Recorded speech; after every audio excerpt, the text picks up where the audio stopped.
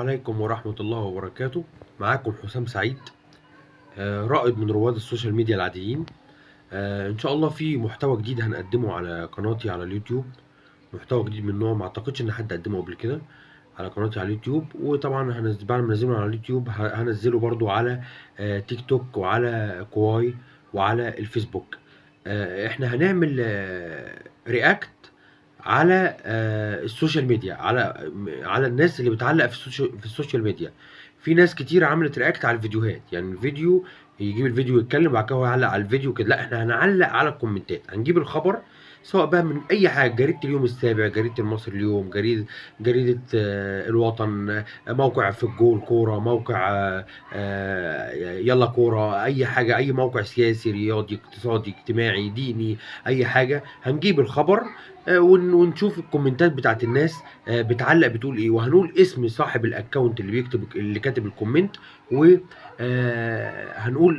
هنعمل رياكت هو كاتب الكومنت، ونقعد سواء نضحك بقى او نتريق او نفضحه او اي حاجه. ليه؟ ايه الغرض من كده؟ عشان خاطر كذا حاجه. الناس اللي بتكتب كومنتات وبتشتم من ورا الشاشه، انا بسميهم اللي بيشتموا كتير من ورا الشاشه، عشان يتفتحوا، ولما يجوا كده يجيبوا فيديو كده من الفيديوهات بتاعتي يتفرجوا ويعرفوا ان انا ايه، ان مصر كلها عرفت اسمهم يعني وكده. نجيب اسمه وصورته طبعا ويتفتح اللي بيشتم من ورا الشاشه، اللي بينتقد الناس اللي هي طبعا ايه، صفحاتها كلها مليانه قران ودين واحاديث وبتاع، وبقى بيعكس واحده، يكتب لواحده كلمه خدشه الحياه، يكتب مش عارف ايه، برضه هتظهر اسمه في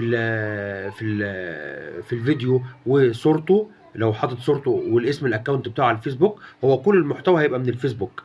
سواء بقى فيديو، احنا بنعلق على الكومنتات، هنجيب التعليق كله هيبقى على الكومنتات هنشوف الناس بتفكر ازاي. الناس في الكومنتات بتدل على العقليه، وبتدل على سواء كومنتات سلبيه يبقى بتدل على العقليه الوحشه، وعلى السواد اللي جوه، وعلى الوساخه اللي جواه. ولو كومنتات كويسه برضه هنعمل عليها سبوت، ونتكلم ونقول اسم صاحب الاكونت واسم اللي كاتب وصوره صاحب الاكونت، ونشكره برضه. نوع من انواع الكوميديا والترفيه، نوع من انواع ان احنا نحبس ونكتم السنه الناس اللي بتقعد تشتم من ورا الشاشه كتير، باعتماد ان محدش طايلها ولا حد يعرفها ولا اي حاجه. اللي بيعاكس، اللي بيقول كلمه وحشه، اللي بيقول لفظ وحش، اللي بيقول اي حاجه، طبعا هنطلعه على المسرح في الفيديوهات. واللي بيقول كلمه كويسه هيبقى هو نجم الحلقه معانا، وهنشكر فيه. محتوى جديد ما حدش عمله قبل كده. كل الناس بتعمل رياكت على الفيديوهات بعد كده تتكلم، لا انا بعمل رياكت على الكومنتات. البرنامج هيبقى اسمه سكرينات السوشيال ميديا، او سكرينات تعليقات السوشيال ميديا. انتظروني قريبا.